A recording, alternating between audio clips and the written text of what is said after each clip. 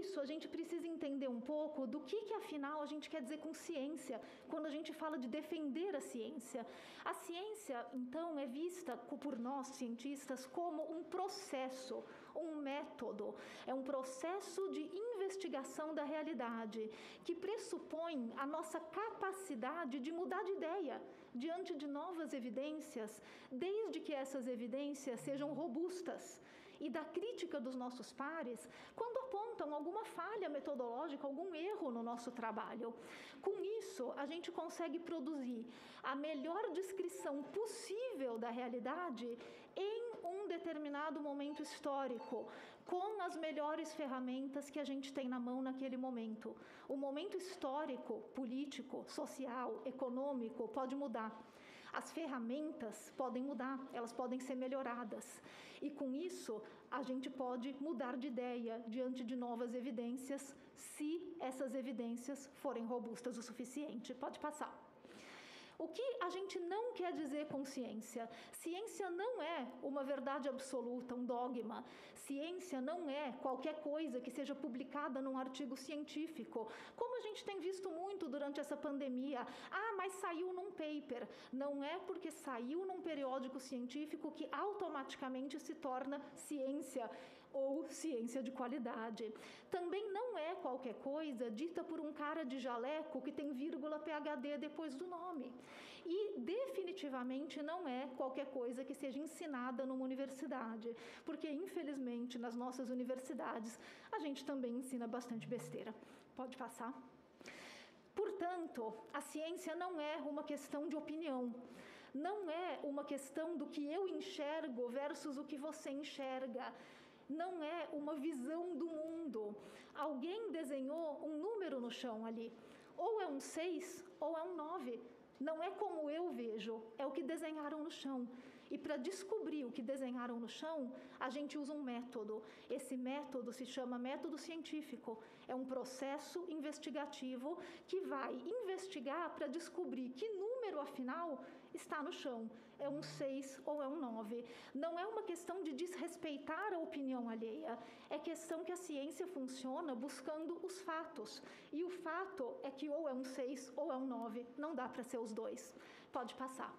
Como que a gente faz, então, para buscar os fatos, esses 6 ou 9, quando a gente está falando, por exemplo, de uma intervenção de saúde pública, do teste de um medicamento, como, por exemplo, a cloroquina? Vou usar a cloroquina como exemplo, porque, infelizmente, ela causa muita confusão no nosso país até hoje. Então, vamos avaliar como que a gente faz o 6 ou o 9 da cloroquina. Como que a gente investiga se um medicamento funciona para uma doença ou não? A primeira coisa que a gente tem que ver é se existe plausibilidade biológica. Existe um mecanismo celular? Existe um mecanismo biológico que esse fármaco pode agir nessa doença? Ele pode impedir a entrada do vírus na célula? Ele pode impedir a replicação no vírus? O que ele pode fazer? No caso da cloroquina, infelizmente, ela nunca teve plausibilidade biológica para funcionar. O caminho pelo qual ela bloqueia a entrada do vírus na célula só funciona in vitro, em tubo de ensaio, porque nas células do trato respiratório o caminho é outro. Então, ela já nunca poderia ter funcionado. Aí a gente examina também a probabilidade dela funcionar. Ela já funcionou para outras doenças, para outras viroses? Não, ela nunca funcionou. A cloroquina já foi testada e falhou para várias doenças provocadas por vírus, como Zika, dengue, chikungunya, o próprio SARS, AIDS, ebola. Nunca funcionou. Então também não tem grande probabilidade de funcionar. Nunca teve. Evidências anedóticas, mas o meu vizinho, o meu cunhado, o meu tio tomou e se curou. Evidências anedóticas não são evidências científicas. Elas não servem para a ciência, elas são apenas causos, histórias. E o plural de evidências anedóticas não é evidência científica, é só um monte de evidências anedóticas. Não interessa quantas pessoas a gente conhece que usaram cloroquina e se curaram. Isso não se transforma em evidência científica, isso precisa ser investigado. Por quê? Correlação não é a mesma coisa que causa e efeito. Correlação são coisas que acontecem ao mesmo tempo e que, de repente, até suscitam uma pergunta para ser investigada, mas não uma resposta. Resposta, a gente investiga. Para ter uma resposta, a gente precisa saber uma relação de causa e efeito. Para isso, a gente usa estudos randomizados, controlados, duplo cego e com grupo placebo, que os senhores tanto já ouviram falar. Esse é o tipo de estudo que consegue estabelecer uma relação de causa e efeito. Correlação a gente vê nos estudos observacionais. Estudos observacionais são aqueles que olham para trás. Eles vão observar o que já aconteceu. Olha, parece que tem um monte de gente que tomou cloroquina e melhorou. Isso é uma observação, isso é uma correlação. Isso dá para a gente uma pergunta. Será que a cloroquina funciona para a Covid-19? Mas não nos dá uma resposta. Os estudos observacionais, eles produzem perguntas. Os estudos randomizados, clínicos, duplo cego com grupo placebo, eles produzem respostas. E eles fazem uma comparação justa. Como que a gente desenha esses estudos? Os estudos randomizados, eles olham para frente e não para trás. Eles são prospectivos. Eles vão ser desenhados exatamente para responder aquela pergunta. E a pergunta é, será que a cloroquina funciona para a Covid-19? Esses estudos vão comparar grupos diferentes. Grupos de pessoas onde uma toma cloroquina, que é o nosso exemplo, e a outra toma um placebo, uma pílula de mentira, de farinha. Esses grupos precisam ser similares em termos da sua composição, por isso randomizados. Precisa ser duplo cego, ninguém pode saber o que está acontecendo para a gente reduzir os nossos vieses, porque nós somos humanos e nós temos vieses. Assim, a gente consegue dar uma resposta para aquela pergunta da cloroquina. Pode passar. Se a gente não fizer isso, senhores, a gente vai ter uma correlação parecida com essa, onde a gente vê um gráfico perfeito, plotado com dados absolutamente reais, os dados desse gráfico são reais, e a gente vê uma correlação perfeita entre o consumo de queijo mozzarella nos Estados Unidos e o número de bolsas de estudo concedidas para a engenharia civil. A correlação é perfeita. Se a gente for olhar a correlação da cloroquina assim, a gente pode concluir que aqui no Brasil o problema das bolsas de estudo de pós-graduação é muito fácil de resolver. É só as pessoas comprarem mais queijo.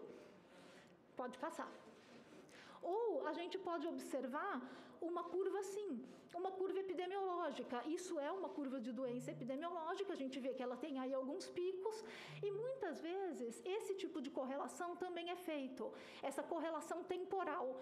Aquela flechinha que os senhores estão vendo lá em cima, muitas vezes é colocada como, olha, eu introduzi tratamento precoce aqui, nessa cidade, estado, país, e logo em seguida a curva caiu. Mas isso não é causa e efeito, senhores, isso é correlação. Qualquer coisa poderia estar naquela flechinha. Primeiro, eu tenho que ver se o tratamento precoce também não estava presente no resto do gráfico, onde não teve efeito nenhum. Segundo, eu tenho que ver o que mais aconteceu naquela flechinha. Pode passar. Será que teve uma queda da Bolsa de Valores nessa flechinha? E se teve, os senhores será que me diriam que foi a queda da Bolsa que provocou a queda da epidemia? Ou então, pode passar, teve uma seca muito grande e alguém fez uma dança da chuva. Foi a dança da chuva, então, que provocou? Mais um. Ou foi a cloroquina? Ou foi porque as pessoas pararam de se movimentar pela cidade, porque ficaram assustadas com o pico da doença e naturalmente se protegeram mais, andaram menos, usaram menos transporte público? Ou foi porque teve uma exaustão do número de pessoas suscetíveis e esse é o caminho natural da curva de uma epidemia? Como os senhores podem ver, tem vários fatores que podem influenciar a queda de uma curva. E colocar um único fator dizendo que foi ele a causa não é correto, porque é apenas uma correlação temporal. Pode passar. Para saber, então, a gente precisa fazer aqueles testes clínicos. Eles começam com um teste pré-clínico, que é quando eu vou avaliar aquela plausibilidade biológica. Começa com estudos in vitro, seguido de estudos em animais, que precisam ser roedores e não roedores. Então, geralmente, a gente usa camundongos e macacos.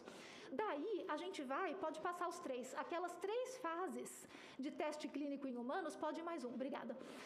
que vocês já conhecem, porque todo mundo acompanhou aqui os testes clínicos de vacina.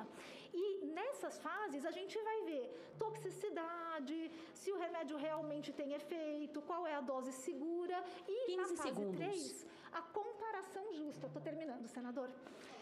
15 segundos. Na fase 3, então, a gente vai ter aquela comparação justa entre os grupos.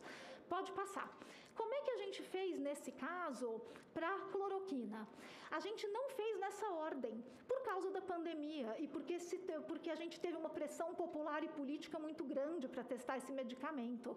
Se tivesse feito na ordem, já teria parado ali nos pré-clínicos, porque a cloroquina não tinha plausibilidade biológica e nunca funcionou nos testes em animais. Mas como existia uma pressão popular muito grande, acabaram sendo feitos vários estudos. O primeiro foi aquele... Opa, volta um pouquinho, por favor. Aí. O primeiro foi esse, em março do ano passado, feito em células de rins de macaco, que são células genéricas, fáceis de trabalhar no laboratório. Esse estudo mostrou que a cloroquina conseguia bloquear a entrada do vírus nessas células genéricas, que são células onde existe um caminho biológico para a cloroquina atuar.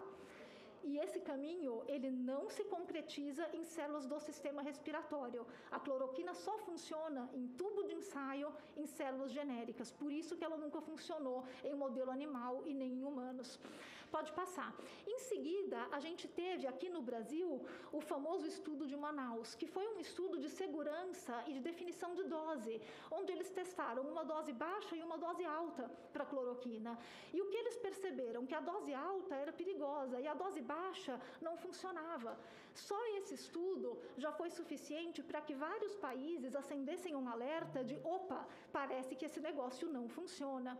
Em seguida, a gente teve um estudo muito bom, feito por um grupo alemão bastante experiente com coronavírus, que estudou justamente as células específicas, não mais as células genéricas de macaco, mas as células do trato respiratório humano.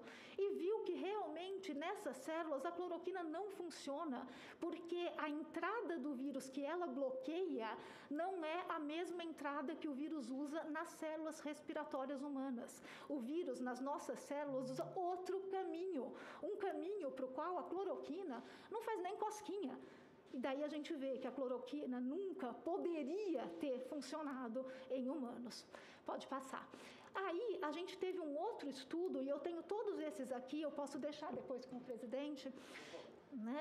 Eu tenho todos esses estudos aqui catalogados. Esse foi um estudo muito completo, publicado também no meio do ano passado, onde foi avaliada a ação da cloroquina nas células genéricas, nas células do trato respiratório, em animais, em combinação ou não com azitromicina, de todas as maneiras que os senhores podem imaginar. Foi uso profilático, foi uso profilático pós-exposição, que é o tratamento precoce, é logo que a pessoa ou o animal é exposto, foi para casos leves, foi para casos graves e cobriu tudo. Não funciona em células do trato respiratório, não funciona em camundongos, não funciona em macacos e também já sabemos que não funciona em humanos. Senhores, a cloroquina já foi testada em tudo. A gente testou em animais, a gente testou em humanos. A gente só não testou em emas porque as emas fugiram, mas no resto a gente testou em tudo. E não funcionou. Pode passar, por favor. Não contentes com isso, mesmo com todos esses estudos em animais, que já teriam sido suficientes em qualquer outro medicamento para descartar e nem continuar com os estudos em humanos, a gente fez estudos em humanos, inclusive de tratamento precoce, que são os estudos de PEP e PrEP. PEP é a exposição profilático pós-exposição, ou seja, a pessoa foi exposta ao vírus e já começa o tratamento. Não dá para ser mais precoce do que isso.